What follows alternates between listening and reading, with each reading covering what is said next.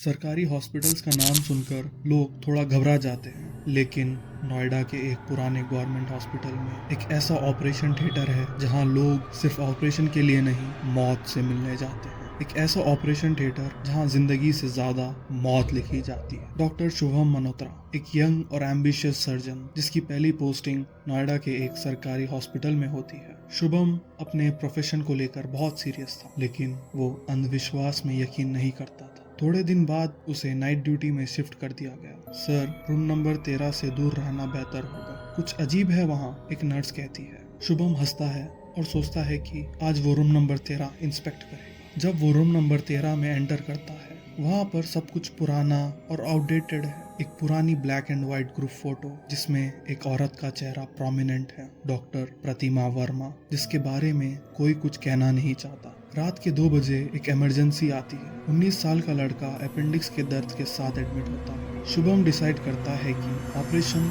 वो खुद करेगा। एनेस्थेशिया दिया जाता है, सब कुछ नॉर्मल चल रहा होता है, लेकिन ऑपरेशन से पहले पेशेंट अचानक आंखें खोलता है। आंखें पूरी सफेद और वो चिल्लाने लगता है, वो आ गई, वो मुझे लेने आई है। सब घबरा जाते हैं। शुभम सोचता है कि ये एनेस्थेशिया का इफेक्ट है। ऑपरेशन शुरू होता है, लेकिन पेशेंट का बीपी अचानक गिरने लगता है और 10 मिनट के अंदर वो फ्लैटलाइन हो जाता है। सीपीआर और रिवाइव की कोशिश की जाती है, लेकिन कोई फायदा नहीं, क्योंकि पेशेंट की मौत हो जाती है, ना कोई मेडिकल एक्सप्लेनेशन के। शुभम काफी डिस्टर्ब हो जाता है। उसे लगता है कुछ तो गलत हुआ। वो ऑपरेशन थिएटर के सीसीटीवी फुटेज चेक करता है। उसे वहाँ एक परछाई दिखती है। ऑपरेशन थिएटर के लाइट के पास एक औरत की परछाई जो स्लोली हवा में घूमती हुई, लेकिन ऑपरेशन थिएटर में कोई लड़की प्रेजेंट नहीं थी। ये देखकर शुभम काफी डर जाता है। वो हॉस्पिटल के रिकॉर्ड चेक करता है। पिछले 3 महीने में रूम नंबर 13 में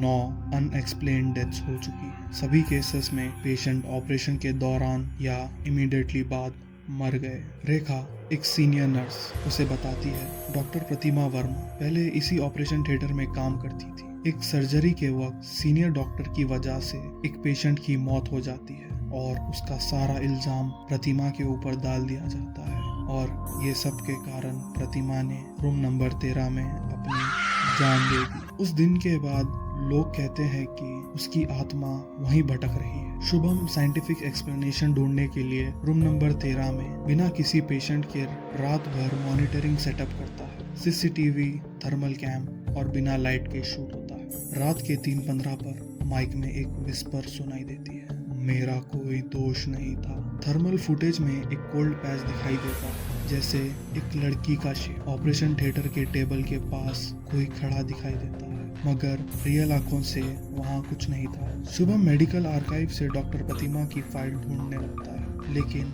उसका पूरा रिकॉर्ड मिसिंग होता है। एक ऐसी डॉक्टर जो 12 साल तक हॉस्पिटल में थी, उसका कोई ऑफिशियल ट्रेस नहीं। मिरर में एक मोमेंट के लिए शुभम अपने पीछे एक औरत को देखता है, सर्जिकल कोट में जला हुआ चेहरा और आंखों से खून निकलता है।